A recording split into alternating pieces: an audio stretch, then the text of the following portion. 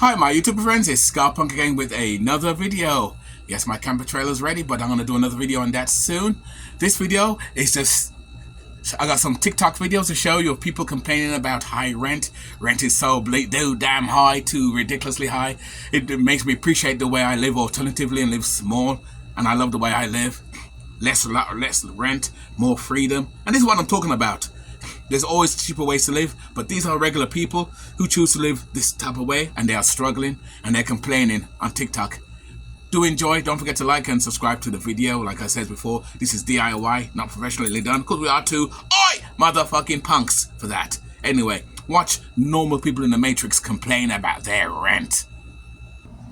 So I live in a townhome and they just recently increased our rent. So when we first moved in, it was 2021 and we were paying $1,910 a month. That includes our internet, so that doesn't include, other utilities. So that to me was expensive, and I was like, that's really expensive. So this year when we signed our lease, they said that they were going to increase our rent. And then to find out when they did increase it, it was actually $300. So the increase was $300. So now with that increase of $300, I just don't understand how people can do this. So I don't understand how they expect people to live, because between me and my husband, we make enough that we should be able to live comfortably, and this is a stretch. I have my brother that lives with me as a roommate, luckily, but this is just absolutely ridiculous, and I don't understand how people who are living off of minimum wage, which is literally $15 now, how are you guys surviving? How are you guys buying groceries? How are you guys having children? How are you guys paying for your car payments? I just don't understand, how much longer is it going to be before people are literally just homeless at this point? And they're just taking all this money, and people are just suffering. And I just don't understand how anybody can fucking afford anything right now.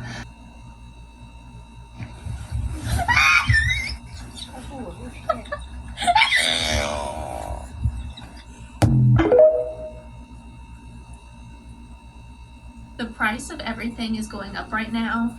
I just got my rent renewal. Let's discuss how much it's increasing. And for some context, I live in southern Indiana.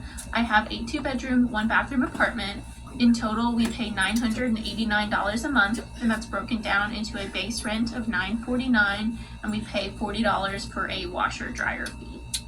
I do also want to note that our utilities are paid completely separately, so we receive a water bill and an electricity bill that we pay every month. So let's discuss the new terms of the lease. All right, here it is. The base rent is going up to $1,074. The washer dryer fee is increasing to $50, and they're adding a trash fee of $15, bringing the monthly total to $1,139. So if you've seen my videos before, you know that my sister actually lives with us and splits rent. So our agreement with splitting rent is we pay 60% and she pays 40%. So I'll do the math and put what the breakdown's gonna be here. So yeah, we are going to renew. We like the location, we like the unit. I finally feel like we're settled. I don't really wanna pack up and move now. So it is what it is. We're gonna figure it out. So anyway, we're very fortunate that we have the extra money and can adjust. I need y'all to talk to me. How much is your rent going up? 2 years ago, my apartment complex was gracious enough let me renew at the same rental rate, because everyone was going through tough times with COVID. Last year they raised it on me by maybe $30, give or take, a month, and then I just got hit with an 80 something increase a month for next year. So it's just not enough to be like, I need to move, because once you pay for movers and stuff like that, it's like, ugh. So I just need to know. I'm so sorry. This is horrible. The ironic thing is I used to roll burritos at Salsaritas back in the day, so you'd think I'd be good at wrapping a wrap. How much are they jacking your rent up by? It kind of feels like 80 something a month is a little bit market rate, which is fucking egregious. The middle class is very large, right? It's a very large scale of people, but I would consider myself to be a pretty privileged middle class person. So if I, as a more privileged middle class person, am feeling the heat on almost $100 a month additional on top of my rent, how the fuck are poor people supposed to live? Seriously, how are poor people who make minimum fucking wage living paycheck to paycheck living? How are people who are supporting like multiple heads and have these fucking children running around? How the hell are they living? I'm a single dog mom, and I'm just like, what the hell are the American people at large supposed to be doing right now? So I went apartment shopping today, and I actually went to these units in person to speak with the leasing agents. And I want to show you the economy, the housing market that, not even housing, the rental market that I'm supposed to just be able to live in comfortably, right? Okay, let's go over this. Let's just take a look. We've got 406 square feet, right? It's a studio, 1 bathroom, 406 square feet of living space. $2,200. That does not include utilities that you have to pay for yourself.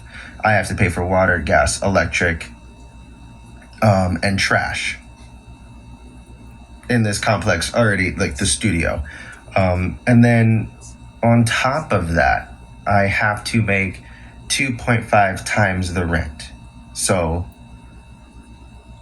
they're wanting me to make $6,000-$7,000 a month in order for me to even just be like approved to live in 406 square feet of living space by myself. This is me. I'm single. I'm alone. I've been single my entire life. I have to figure out how to find a place to live, right? But then let's go to the 1 bedroom, 1 bathroom, something that is livable, a lot more space, something maybe even a couple could live in. Let's check that out. So here we go. We've got the 1 bed, 1 bath, 680 square feet, right, of living space. As a couple, a little tight, but we might be able to make it work. You wanna know how much this one cost? For a couple hundred extra square feet of living space, 1 bedroom, 1 bathroom, right outside of a studio, this is what it cost. $2,386. Again, not including utilities. Why is it that a single person has to be okay with paying $2,200 for 400 square feet of living space for a single person? But if I was a couple and I was moving with my boyfriend or girlfriend and into this space, it's only $2,386. For a little more than $100 a month, I could have actual living space. Now let's tickle on the fact that, you know what if me and my boyfriend or girlfriend are living a little bougie and we want a little more living space? How much would that cost? What would that look like? It would look like this.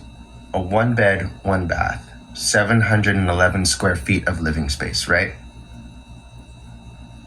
That's ample space for a couple, a young couple, couples around my age that are looking to get out and get some rental history before they, buy a home, or they just want to move out away from their parents. This is something they can do. You know how much this costs?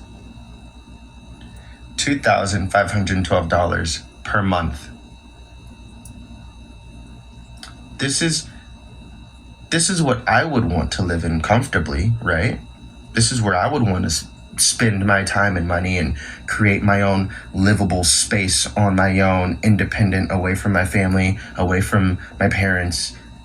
This looks great for me, but it would cost me $2,512 a month, not including the utilities, not including my car insurance, not including any student debt that I have, not including X, Y, and Z, food, putting clothes on my back, and getting groceries, getting gas to and from work.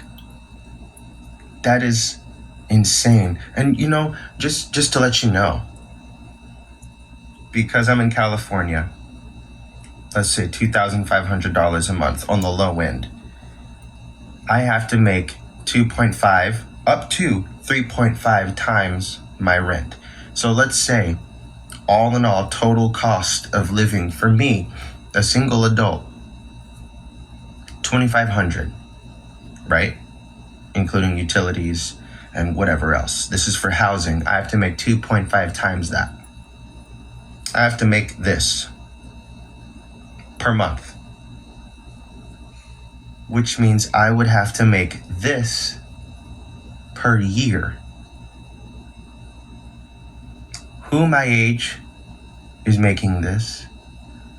What average American family person, single income person is making this to be able to live somewhere on my own? I'm single. I'm by myself. I don't have another income. But the housing market is set up to where if you're single, you have to pay this, right? But if I have a partner, if I have a roommate, if I have a significant other, I'd be able to afford livable square footage when I'm looking for an apartment or even a home. It's not set up, the system is not set up for a single person to thrive and or live and be happy on his own. And it's not set up, the system is not set up for a single person to thrive and or live and be happy on his own. And these prices, before you say, move somewhere cheaper, see, that's the issue I have, is because these numbers, I've seen this in Oregon, and I've seen it in Colorado, I've seen it in Nevada, I've seen it in Arizona, I've seen it in so many states that I would like to go and live, but these are the numbers that I'm faced with. And these 3.5, 2.5, X amount times the rent that I have to make. I have to be working these jobs where I'm making $75,000, $85,000, $95,000, $100,000 a year, and I'm young. And you think I'm supposed to be inspired to just go to work? For what? I can't afford to live. Where am I supposed to go? 2023, and writing my rent check this month was one of the most arduous things. My landlord raised our rent, or let me back it up. My landlord sent us a notice back in January to say that we need to be out by the end of June, and that for the months of May and June she wants $1,000 more a month. Unfortunately, this is completely legal because we're tenants at will, for her to both ask us to leave and ask for more money. Now, we've got legal counsel, and we were advised under no circumstance should we be paying the increase because we are not obligated to. We need to agree to a rent increase, and given that she has told us when we need to be out, she can't do anything until that time that we need to be out. She couldn't try and evict us until we are no longer following what she's asking in terms of being out. I also, just sidebar, why is this legal? If I had a lease, that wouldn't be legal to ask us to leave and increase the rent. But because we're not on a lease, it's legal, but there's no obligation for us to do so. It sounds like that's not very much in a tenant's interest. I also didn't want to be tenant at will. That wasn't our choice. And last year, our rent went up $500 a month.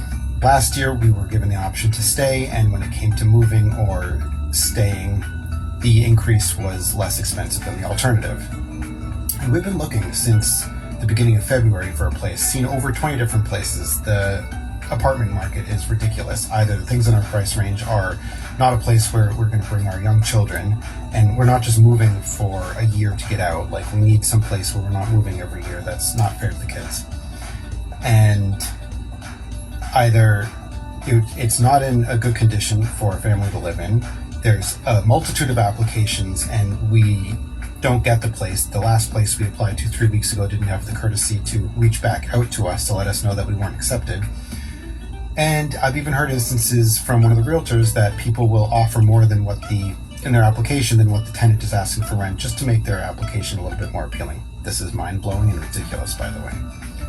Now, last year when our landlord tried to raise our rent, she didn't give us the 30 days notice that we were obligated to, and we pushed back and we said, well, listen, we understand that this is we can't come to any agreement in between, we have to pay it, this is when we're going to be paying, not when you asked us, it's going to be a month later. So my understanding would be that in order to prevent that from happening again, she sent us this notice back at the end of January, and she spent a little over $8 to make sure that it was certified mail, and we did nothing. and we paid the same amount that we've been paying for the past year. She wasn't happy, but she doesn't have to be because we're under no obligation to pay it. So on today's episode of Why Are They Charging That Much for Rent, my downstairs neighbor, okay, exact same floor plan that I have. I signed my lease in January, and I know there's going to be people that's like, that's cheap or that's expensive, but whatever. 2 bed, 2 bath, 1,100 square feet. I pay $1,639 before they add stuff. But my base rent is $1,639. After everything, it's $1,715. That's what I pay every month. Okay, so $1,639. So my downstairs neighbors lived there for like 2 months and then moved out. I would love to know the tea on that, I would. And if you've been here since my Florida days, I'm not talking about the downstairs neighbors that called the cops. That's a whole separate story in a whole separate state, okay? Now we're in Texas. So anyways, downstairs neighbors move out. They moved out in Florida too, but also Texas. And I'm like, so I go on the website to see how much they're renting that apartment for. Keep in mind my $1,639. $2,247. I know every realtor's argument's gonna be like, yeah, but it's the summer, it's a peak time to move. Is that not like a $600 increase in the last 5 months? I'm gonna need to have like a chat with whoever signed that lease, genuinely. Because you're getting robbed. They haven't even moved in yet. I don't know if anyone has, but it was the only 2 bed, 2 bath apartment open for $2,247. And like, I've never been so happy I signed a 13-month lease so I could get a month free. At first I was like, damn, 13 months, it's so long. Maybe I should have signed a 6-month. Now I'm like, praise Jesus, the Lord, heavens above, that I signed a 13-month lease. Because I have another month to figure it out. Also, like, if you're broke, this happened on accident. Like, I didn't do it to save money, but if I needed to save money, this is what I do. Sign your leases starting in the winter. Literally sign your year leases in December, January, February, because no one wants to move then, so your stuff's a lot cheaper. They hike up the prices between, like, I don't know, probably April for sure, May, June, July, August, to like September probably would be my guess. Peak times to move, it's warm outside, so move in the winter. Thank you guys for watching that video. I just showed you a few TikTok videos of people complaining about paying high rent. That's why it says alternative living works. Living life on your terms work, guys. I'm telling you, I don't want to be in these guys' place. I used to be in these guys' place myself over time. Not no more. Living alternatively works. I love it. There's always a cheaper, simpler way to live. High rent, had to worry about credit checks, all these things going up by $2,000. That's a lot of money. Anyway, guys, don't forget to like, subscribe the video. Let me know down the bottom. Let me know what you think about this high rent bollocks. Anyway, with that, we are out. Don't forget to like and subscribe, guys.